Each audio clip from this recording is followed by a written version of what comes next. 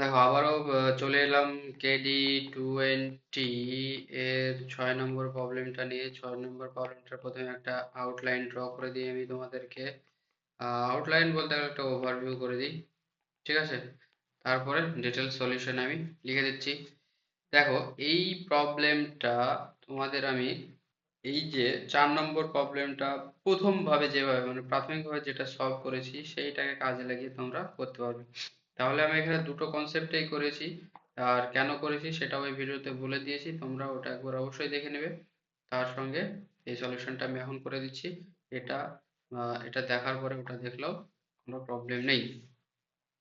তাহলে এখানে বলছে দুটি কোণের সমষ্টি 135 এবং তাদের অন্তর মানে হচ্ছে তাদের ডিফারেন্স বা তাদের বিয়োগফল হচ্ছে π/12। তাহলে এখানে দেখো এইটার সাথে এটা কিরকম লিঙ্ক।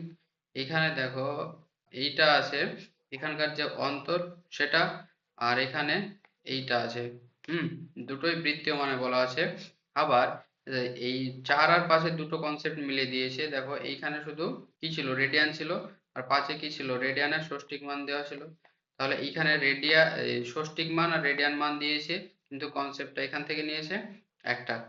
হলো? তাহলে এইভাবে লিঙ্ক করে তোমাদেরকে জিনিসটা বুঝতে হবে, তাহলে সব কোশ্চেনই সহজ লাগবে। ওকে? স্পিডটা একটু স্লো তাহলে করে নিয়ে দেখবে, আশা করি বুঝতে পারবে।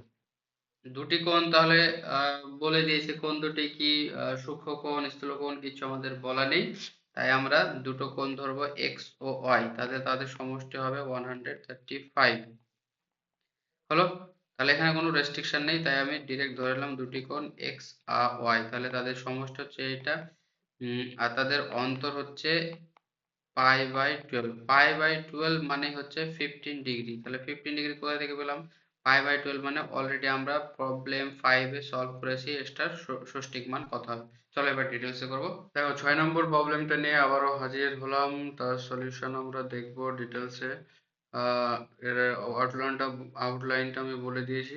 হুম, এবার চলো ধরি ধরি বা মনে করি বা let us assume let us consider, okay? let us consider বা let us assume বা only let it be, okay? তাহলে ধরি কোন দুটি যথাক্রমে যথাক্রমে ইংরেজিতে বলে রেসপেক্টিভলি, ওকে, আহ এক্স ও ওয়াই, ওকে। তাহলে কি হচ্ছে, প্রশ্ন অনুসারে কি পেলাম, X plus Y is equals to 135 এবং X minus Y is equals to 15। তাহলে এইটার নাম হচ্ছে 1 নম্বর, এইটার নাম হচ্ছে 2 নম্বর। π/12 মানে হচ্ছে 15 ডিগ্রি। হলো? তাহলে 1 ও 2 নম্বর থেকে ওয়াই কে অপনয়ন করে পাই। ক্লাস 9-এ চ্যাপ্টার 5-এ শিখে আসা এগুলো সব কত কাজে লাগছে দেখছো এখানে। হুম, তাহলে x plus 5 is equals to 135, sorry এখানে একটা মিস্টেক হয়ে গেছে, এটা 30 না 35। আর একটা হচ্ছে X minus Y is equals to হলো 15। তাহলে এই দুটো যদি আমি যোগ করি, তো এটা কেটে গেল, তাহলে 2x ইজ ইকুয়ালস কত পেলাম, 40, আর একটা 50। তাহলে x ইজ ইকুয়ালস টু কত হয়ে গেল, 75। তাহলে 2 নম্বর থেকে পাচ্ছি। তাহলে 2 নম্বর থেকে পাই, তোমরা 2 নম্বরে বসাতে পারো, 1 নম্বরে বসাতে পারো, কোনো সমস্যা নেই। আমার 2 নম্বরে মনে হলো বসাতে, তাই বসিয়ে দিলাম। 2 নম্বর থেকে পাই এক্স এর মান তো আমরা ডিরেক্ট বসিয়ে দেবো। এক্স এর মান 75 minus Y is equals to 50। তাহলে এখান থেকে ওয়াই ইজ ইকুয়ালস টু কত হয়ে গেল, ওয়াই ইজ ইকুয়ালস টু হয়ে গেল 75 প্লাস, তাহলে এখান থেকে হয়ে গেল ওয়াই ইজ ইকুয়ালস টু হয়ে গেল, তাহলে এখানে দেখো এটা এদিকে গিয়ে এটা -15 হয়ে যাবে, তাহলে এখান থেকে এটা হয়ে গেল 60 ডিগ্রি। তাহলে দুটোকে আমাকে কি বলেছে, এখানে বলেছে বৃত্তীয় মান ও ষষ্ঠিক মান। তাহলে ষষ্ঠিক মান আমার বেরিয়ে গেছে, এবার বৃত্তীয় মান বের করবো।